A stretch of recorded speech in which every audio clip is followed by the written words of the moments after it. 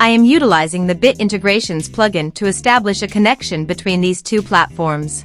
Let's go to the Bit Integrations plugin dashboard. Create integration.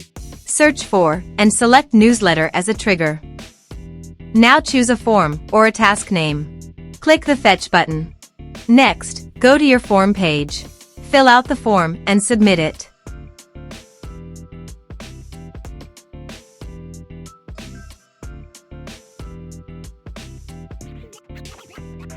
The data has been successfully retrieved. Set action. Search and select Klaviyo. Give here API key.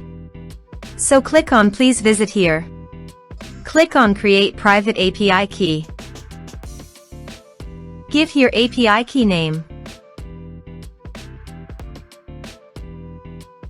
Choose Full Access Key.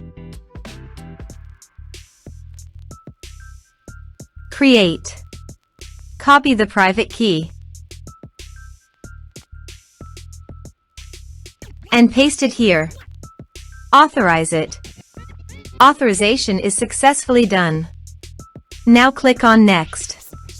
Select a list. Map the respective fields.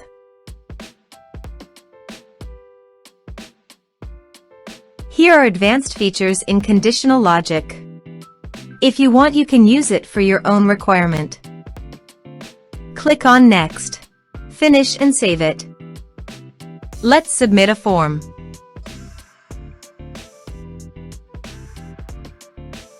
Click on Send Message. Form submitted successfully. Now goes to the Klaviyo site.